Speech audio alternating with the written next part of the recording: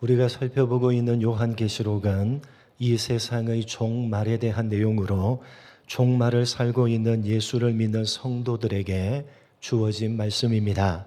우리는 자꾸만 종말을 시간적으로 마지막이라고 생각하기 때문에 이 요한계시록을 이 세상이 끝나는 마지막 시점에 일어나는 일들, 즉 지금 현재가 아니라 앞으로 일어나게 되는 일들이라고 생각하는 경향이 많습니다.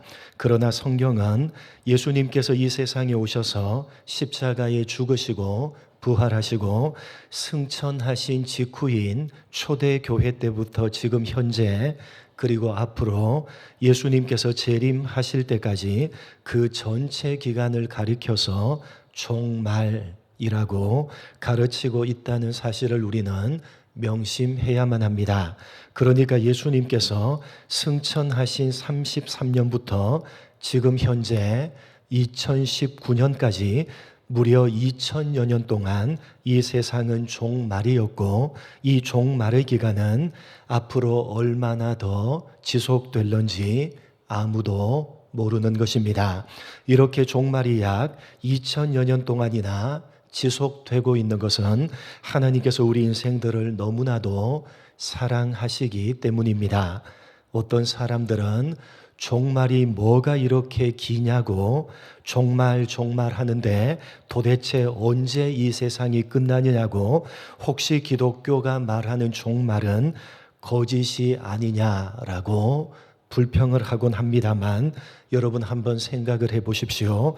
만약에 하나님께서 이 세상의 종말이라고 하는 기간을 짧게 약 100년 정도로만 정해 놓으셨다면 우리 인생들은 어떻게 되었겠습니까? 우리들은 이 세상에 태어나지도 못했을 것이고 당연히 하나님의 구원에서 제외되었을 것입니다. 이 세상은 진작의 심판을 받아 마땅했지만 하나님께서 오래 참으시고 인내하시면서 약 2000년이라는 시간 동안 심판을 유보해 주셨기 때문에 우리들이 이 세상에 태어나서 예수를 믿고 구원을 받을 수가 있게 된 것입니다. 이렇게 하나님께서 종말이라고 하는 기간을 계속해서 지속시키고 계시는 것은 보다 더 많은 사람들을 구원하시기 위한 우리 인생들을 위한 하나님의 사랑입니다. 아직도 구원을 받을 사람들이 많이 남아있기 때문에 또 이미 구원받은 우리들이 구원을 받은 자로서 제대로 살아갈 수 있는 기회를 주시기 위해서 오래 참으시고 인내하시는 가운데 이 종말의 기간을 유보시키고 계시는 것입니다. 여러분, 하나님께서 우리를 구원하시기 위해서 오래 참으시고 인내하셨다는 사실을 기억하시고 감사하시기 바랍니다. 그리고 지금 우리를 향해서 오래 참고 계시며 인내하고 계시다는 사실을 잊어버리지 마시기 바랍니다. 우리에게 2019년이 주어져 있고 우리는 여전히 살아 숨쉬고 있다는 사실이 바로 하나님께서 우리를 향해서 지금도 오래 참고 계시고 인내하고 계시다는 것을 명백하게 보여주는 증거인 것입니다. 여러분, 하나님께서 우리를 향해서 오래 참으시고 인내하시는 가운데 구원함을 받은 자로서 제대로 살아갈 수 있는 기회를 오늘도 우리 모두에게 주셨습니다. 여러분, 오늘 하루를 어떻게 사셨습니까? 감사하시면서 날마다 주어지는 하루하루를 구원함을 받은 자로서 제대로 살아가기를 몸부림치셨으면 좋겠습니다. 오늘 읽은 본문의 말씀은 요한계시록의 세 번째 부분인 일곱 나팔의 시작에 해당되는 부분입니다. 이 일곱 나팔은 앞에 나오는 일곱 인의 내용과 동일한 내용을 담고 있습니다. 여러분, 제가 지난 시간에 말씀을 드렸습니다. 일곱 나팔, 일곱 인, 일곱 대접이 차례대로 나오는데 각각 다른 내용이 아니라 같은 내용을 점강법의 형식을 따라서 기록하고 있다. 여러분 기억하시기 바랍니다. 종말의 이 세상에 어떤 일들이 일어나게 될 것인가를 7인, 7나팔, 7대접의 내용으로 똑같은 내용을 점강법의 형식을 따라서 요한계시록이 기록하고 있는 것입니다. 첫 번째 천사가 나팔을 불자 우박과 불이 나와서 땅에 쏟아져 땅과 수목과 각종 풀의 3분의 1이 타버리게 됩니다. 그리고 둘째 천사가 나팔을 부니 불 붙는 큰 산이 바다에 던져지며 바다의 생물들과 배들의 3분의 1이 죽고 깨져버립니다. 이러한 첫째, 둘째 나팔의 내용은 과연 종말의 이 세상에 일어나는 어떤 일들에 대한 설명이냐? 어떤 사람들은 태양의 변화로 말미암아 일어나는 재앙 혹은 화산이나 유성으로 인해서 일어나는 재앙으로 해석을 합니다. 또 어떤 사람들은 핵전쟁이 일어나서 일어나게 되는 재앙으로 설명을 합니다마는 그렇게 끼워 맞추기식으로 해석을 하는 것은 곤란합니다. 대표적인 이단인 신천지는 기존의 교회는 계시를 받은 목자가 없기 때문에 말씀이 봉하여져 있어서 이 요한계시록의 7나팔의 의미를 제대로 이해하지 못하고 사람의 계명으로 가르치고 있다라고 주장을 합니다.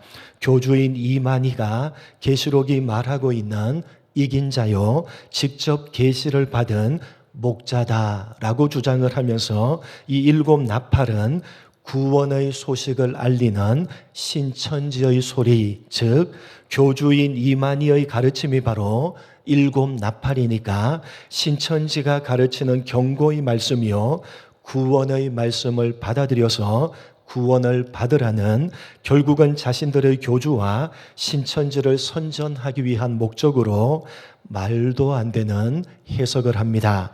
누차 말씀을 드리지만 여러분, 이 요한계시록은 갑자기 하늘에서 뚝 떨어진 말씀이 아니라는 사실을 우리는 기억할 필요가 있습니다. 하나님께서 사도 요한에게 이 계시록의 말씀을 주셨을 때 그때까지 전혀 들어보지 못한 생소한 내용들을 말씀해 주신 것이 아니라고 하는 말씀입니다. 만약에 그랬다면 사도 요한도 이 내용이 무슨 의미가 담겨진 내용인지를 알지 못했을 것이고 이것을 편지로 적어서 보냈을 때 편지를 받아봤던 당시 초대교회 성도들은 더더욱 무슨 내용인지를 몰랐을 것입니다. 그런데 하나님께서 이 요한계시록의 내용을 요한에게 주셨을 때에 요한이 알만한 내용을 가지고 말씀을 하셨기 때문에 요한이 알아들을 수가 있었고 그것을 편지로 적어서 당시 성도들에게 보낸 것입니다. 그리고 알만한 내용이었기 때문에 그 당시 성도들도 이 계시록을 편지로 받아봤을 때에 무슨 내용인지를 알 수가 있었던 것입니다. 무슨 내용인지도 모르는데 편지로 적어서 보내고 또 받아보는 성도들도 무슨 내용인지 몰랐다면 여러분, 이 계시록이 편지로 보내는 것이 무슨 의미가 있었겠습니까? 여러분, 알만한 내용을 하나님께서 사도 요한에게 계시해 주셨던 것이고 그렇기 때문에 요한이 이 내용을 적어서 육지에 있던 성도들에게 편지로 적어서 보낸 것입니다. 그렇게 보냈을 때 편지를 받아봤던 성도들도 이 편지 요한계시록을 읽어보면 무슨 내용인지 알만한 내용이었던 것입니다. 그렇다면 여러분, 사도 요한이 알만한 내용 그리고 성도들이 알만한 내용이라면 어떤 내용이었겠습니까? 이미 성경에 나오는 내용입니다. 그래서 요한계시록은 성경의 내용을 가지고 성경으로 해석을 해야 되는 것입니다. 이단인 신천지처럼 성경을 가지고 해석한다고 하면서 자기들 마음대로 단어와 단어를 연결시켜서 짜집기식으로 결국은 교주인 임한이를 신격화시키고 신천지를 선전하는 식으로 해석을 하면 안 되고 성경의 정확한 의미를 가지고 해석을 해야 되는 것입니다. 그렇다면 오늘 첫 번째, 두 번째 나팔은 어떤 의미를 담고 있는 것이냐? 먼저 첫 번째 나팔인 우박과 불이 나와서 땅의 3분의 1을 태워버리는 내용은 하나님께서 이 땅, 즉 세상을 심판하신다는 내용입니다. 하나님께서 이 세상을 심판하시는데 무엇으로 심판하시는 것으로 되어져 있습니까? 우박과 불로 심판하십니다. 여러분, 여기 우박과 불은 구약 성경에서 끌어온 표현입니다. 여러분 한번 생각해 보십시오. 우박과 불을 가지고 이 땅을 심판하시는 내용이 성경 어디에 등장을 합니까? 우박과 불을 가지고 이 땅을 심판하는 내용은 구약 성경 출애굽기에 등장하고 있는 내용입니다. 어떤 의미를 담고 있느냐 찾아보겠습니다. 출애굽기 9장 22절로 26절 말씀입니다. 하나님께서 이 땅을 우박과 불로 심판하신다는 이 첫 번째 나팔의 내용은 출애굽기에서 끌어온 표현입니다. 여러분, 출애굽기 9장 22절로 29절 말씀 읽겠습니다. 제가 22절, 여호와께서 모세에게 이르시되 너는 하늘을 향하여 손을 들어 애굽 전국의 우박이 애굽 땅의 사람과 짐승과 밭의 모든 채소에 내리게 하라.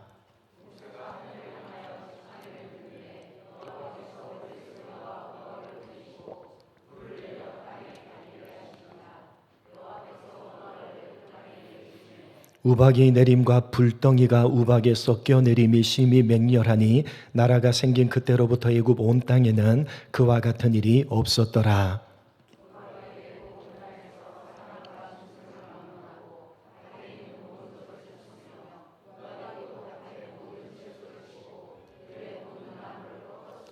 같이 읽겠습니다. 이스라엘 자손들이 있는 그곳 고센 땅에는 우박이 없었더라. 하나님께서 이집트에 10가지 재앙을 베푸시는데 그중 하나가 무엇입니까? 우박입니다. 그런데 단순한 우박이 아니라 여기 24절에서 보는 바와 같이 무엇과 함께 섞여져 있는 우박입니까?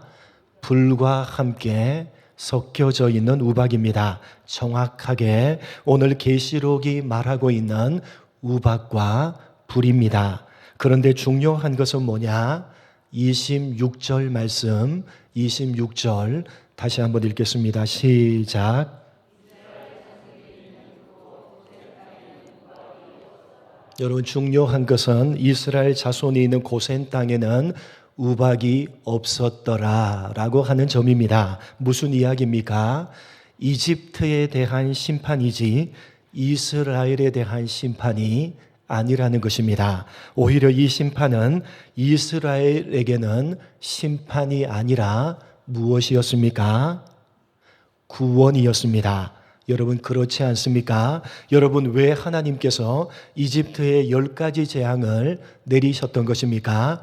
이스라엘 백성들을 이집트에서 어떻게 하시기 위해서 구원해 내시기 위해서였습니다. 이집트에게는 심판이었지만 그 심판이 하나님의 백성들에게는 구원이었습니다.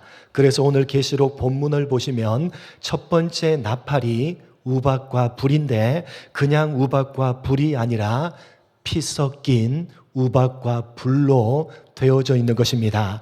무슨 이야기입니까? 여러분, 왜 피가 여기에 등장하는 것입니까? 그것은 이집트에서 이스라엘 백성들을 구원하실 때에 마지막 결정적으로 구원하시는 마지막 10번째 재앙이 무엇이었습니까? 모든 장자들을 죽이는 것이었습니다. 그런데 역시 누구는 제외가 됩니까? 하나님의 백성 이스라엘은 제외가 됩니다. 그냥 제외되는 것이 아니라 조건이 있었습니다. 어떤 조건이었습니까? 흠 없는 어린 양을 잡아서 그 피를 문 입구에 발랐을 때 장자를 죽이시려고 보낸 죽음의 사자가 문 입구에 발려져 있는 무엇을 보고? 피를 보고 그 집은 그냥 넘어가는 것입니다. 피가 있으면 심판을 면제받고 피가 있으면 구원을 받는 것입니다. 그러니까 첫 번째 나팔, 피 섞인 우박으로 세상을 심판하시는 것은 하나님의 심판은 믿지 않는 자들에 대한 심판이지 하나님의 백성들에 대한 심판이 아니라고 하는 점을 명백하게 보여주는 것입니다. 하나님의 백성들은 심판을 면제받기 때문에 그 심판은 오히려 하나님의 백성들에게는 구원이 되는 것입니다. 여러분, 왜 심판을 면제받고 그 심판에서 구원을 받는 것입니까? 피 섞인 우박과 불입니다. 어린 양의 피로서 구원함을 받는다는 의미입니다. 두 번째 나팔도 마찬가지입니다. 불붙은 큰 산이 바다에 던져집니다. 왜 큰 산이 심판을 받는 것이냐? 사실 이것은 바벨론이 섬겼던 우상 숭배를 의미하고 있는 표현입니다. 하나님께서 심판하시는 것은 세상인데 그 세상을 성경은 바벨론, 특별히 계시록은 바벨론이라고 하는 나라로 세상을 상징하고, 그렇게 하나님께서 세상 바벨론을 심판하시는 이유는 그들이 섬겼던 우상 때문이다라고 밝히고 있는 것입니다. 다시 말해서 이 세상이 하나님을 섬기지 않고 우상을 섬겼기 때문에 심판을 받는 것임을 분명히 하기 위해서 큰 산이라고 하는 표현을 쓴 것입니다. 왜냐하면 바벨론이 우상을 섬길 때 쌓았던 제단의 모양이 바로 산 모양이었기 때문입니다. 바벨론은 마루둑이라고 하는 우상을 섬겼는데 그 우상에게 제사하는 제단이 산 모양, 정확하게는 피라미드 모양이었습니다. 지그리트라는 피라미드와 같은 커다란 산 모양의 신전을 만들고 그 가장 꼭대기에 제사를 드리는 제단을 만들어 놓고서 제사를 드리기 위해서 큰 산 꼭대기까지 올라가야만 했던 것입니다. 그래서 여기에 하나님을 믿지 않고 우상을 섬기는 자들, 이 세상을 가리켜서 바벨론이라고 하는 나라로 상징하면서 그 바벨론을 특별히 큰 산이다, 큰 산이 바다에 던져지는 것으로 심판을 묘사하고 있는 것입니다. 하나님께서 믿지 않는 세상을 심판하시는데 그것은 그들이 하나님이 아니라 우상을 섬겼기 때문이다 라는 의미입니다. 과연 그런가? 요한계시록 18장 20절 21절 두 절 말씀 한번 읽어보도록 하겠습니다. 요한계시록 18장 20절 21절 같이 읽겠습니다. 시작.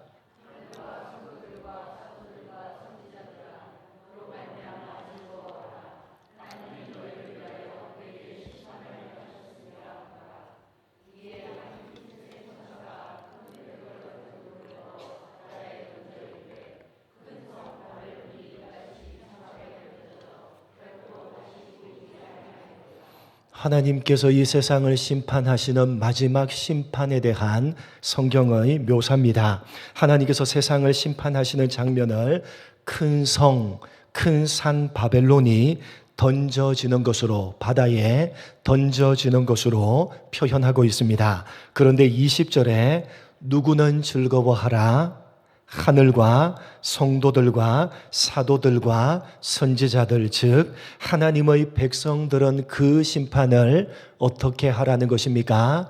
즐거워하라는 것입니다. 왜요? 그 심판은 너희를 위하는 심판, 다시 말해서 하나님의 백성들을 구원하려고 하는 심판이기 때문이라는 것입니다. 그러니까 이 두 번째 나팔 역시 하나님께서 세상을 심판하실 것인데 그 심판은 하나님이 아닌 우상을 섬기면서 이 세상을 살아가고 있는 믿지 않는 자들에 대한 심판이요, 믿는 우리들은 그 심판에서 면제되어 구원함을 받는다는 것을 강조하고 있는 내용인 것입니다. 그래서 여러분 3분의 1이라는 표현을 반복해서 사용하고 있는 것입니다. 이 세상 전부를 심판하시는 것이 아니라 일부를 심판하신다. 믿지 않는 자들에 대한 심판이요, 우리들에 대한 구원이라는 것을 명백하게 말씀하고 있는 것입니다. 종말의 심판은 다만 심판이 아니라 하나님의 백성들인 우리들에게는 우리를 구원하시기 위한 심판이다 라는 의미입니다. 사랑하는 성도 여러분, 이 요한계시록은 하나님의 백성들인 우리들에게는 무섭고 두려운 책이 결코 아닌 것입니다. 종말에 하나님께서 심판하시는 것은 믿지 않는 세상에 대한 심판입니다. 그래서 그 심판은 오히려 믿는 우리들에게는 구원의 복된 심판인 것입니다. 여러분, 우리는 이미 구원함을 받은 하나님의 백성들입니다. 그러기에 우리는 종말에 있을 하나님의 심판을 두려워할 필요가 없는 것입니다. 오히려 우리는 그 심판을 더욱 사모해야 하고 더욱더 기다려야 되는 것입니다. 여러분, 우리가 이 종말의 때를 살아가면서 기억해야 되는 것은 이것입니다. 우리가 잘 살았기 때문에, 우리가 남달랐기 때문에, 우리가 구원을 받을 만한 무슨 행동을 했기 때문에 구원함을 받은 것이 아니라 오직 어린 양이신 예수님의 피 흘림으로써 구원함을 받았다는 사실입니다. 우리가 받아야 할 심판은 이미 예수님께서 다 받으셨고 우리를 대신해서 피를 흘려 주셨기 때문에 우리에게는 심판이 면제되었다는 사실입니다. 여러분, 여러분에게 제가 이 시간 묻겠습니다. 여러분은 구원을 받으셨습니까? 잘 모르시겠습니까? 여러분 구원을 받으셨습니까? 무엇 때문에 구원을 받으셨습니까? 여러분 정말 예수님 때문에 여러분이 구원함을 받았다는 사실을 믿으십니까? 믿으십니까? 여러분 자신이 받아야 할 하나님의 심판을 예수님이 이미 십자가에서 다 받으셨다는 사실을 믿으십니까? 믿으십니까? 여러분이 정말 믿으신다면 그 받으신 구원에 대한 감사와 감격은 도대체 어디로 가버린 것입니까? 십자가에 대한 감사와 감격은 도대체 어디로 가버렸습니까? 여러분 정말 그것을 믿는다면 우리에게는 숨길 수 없이 배어져 나오는 감격과 감사가 있어야 될 것입니다. 여러분 정말 구원함을 받았다고 오직 어린 양의 피로써 오직 예수님이 우리를 위해서 십자가에 죽으심으로 우리가 구원을 받았다고 여러분이 고백하고 있는데 그렇다면 여러분 그 감사와 감격은 도대체 어디로 가버린 것입니까? 여러분 신앙생활을 하는 것이 기쁘고 즐거우십니까? 여러분 수요 예배에 나오실 때에 너무나도 감격스럽고 너무나도 기쁘고 즐거운 마음으로 그렇게 이 자리에 나오셨습니까? 아니면 마지 못해서 메마르고 강팍한 마음으로 그저 종교적인 예식에 참여하고 의무감으로 그렇게 나오셨습니까? 여러분 도대체 감사와 감격은 어디로 가버린 것입니까? 감사와 감격이 있는 신앙생활을 하고 계시는 것입니까? 아니면 메마르고 강팍한 마음으로 그저 의무감으로 신앙생활을 하고 계시는 것입니까? 오늘 말씀 앞에서 여러분 자신을 정직하게 돌아보셔야 될 것입니다. 여러분이 정말 예수를 믿는다면, 여러분이 정말 내가 받아야 할 심판을 예수님께서 십자가에서 대신 받으셨고 나를 대신해서 주님께서 피를 흘려주셨기 때문에 오직 은혜로 구원함을 받았다는 사실을 정말 여러분이 믿는다면 여러분의 마음과 심령에는 그 무엇으로도 어찌할 수 없는 감사와 감격이 있어야 될 것입니다. 신앙생활을 하는 것이 너무나도 기쁘고 즐거워야 될 것입니다. 이 세상을 살아가면서 어떤 어려운 일과 어떤 힘든 일을 만난다 하더라도 그것이 여러분의 마음과 심령 안에 있는 감사와 감격과 즐거움과 기쁨을 빼앗아가지 못할 것입니다. 그렇지 않다면, 그것이 없다면 여러분의 신앙에는 무언가 심각한 문제가 있는 것입니다. 여러분, 오늘 여러분의 마음과 심령을 점검하시기 바랍니다. 여러분 신앙생활을 점검하시기 바랍니다. 여러분의 마음 가운데 구원함을 받은 것에 대한 감격과 감사가 도대체 어디로 가버렸는지, 왜 잃어버렸는지 점검하시기 바랍니다. 여러분 인생 가운데 어떤 힘들고 어려운 일을 만났기 때문에 잃어버리셨습니까? 여러분, 그것이 우리가 받은 구원의 감사와 감격을 빼앗아가지 못할 것입니다. 그 무엇으로도 우리가 받은 구원의 감사와 감격은 빼앗길 수가 없는 것입니다. 그것이 회복되지 않는다면 여러분은 이 종말의 때를 제대로 살아가고 있지 못하고 있는 것입니다. 여러분은 정말 예수를 믿으십니까? 여러분은 정말 예수님이 여러분을 대신해서 십자가에서 하나님의 모든 심판을 여러분을 대신해서 올곧게 받았다는 사실을 믿으십니까? 오늘 말씀 앞에서 정직하게 여러분 자신을 돌아보시고 구원에 대한 감사와 감격을 회복하시고 그 무엇으로도 빼앗길 수가 없고 그 무엇으로도 어찌할 수 없는 기쁘고 즐거운 마음으로 하나님을 섬겨가시며 신앙생활을 감당하시는 이 종말의 때에 하나님을 섬기는 올바른 신앙으로 제대로 신앙생활하면서 살아가시는 여러분 모두가 되시기를 주님의 이름으로 간절히 축복합니다. 하나님 아버지, 오늘 말씀 앞에 정직하게 우리 자신을 돌아보게 하여 주옵소서. 하나님의 심판은 우리를 위한 구원이라고 하는 사실 깊이 가슴에 깨닫게 하시고 이미 우리는 구원함을 받은 사람들로 이 땅을 살고 있고 오로지 예수 그리스도의 피 흘리심과 오로지 예수 그리스도의 은혜로 말미암아 구원함이 우리에게 주어졌다는 사실을 가슴에 새기는 우리가 되게 하여 주옵소서.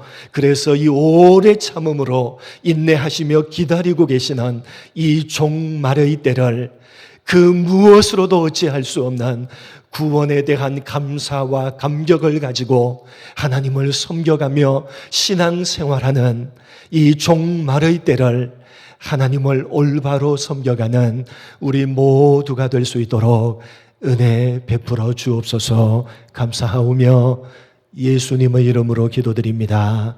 아멘.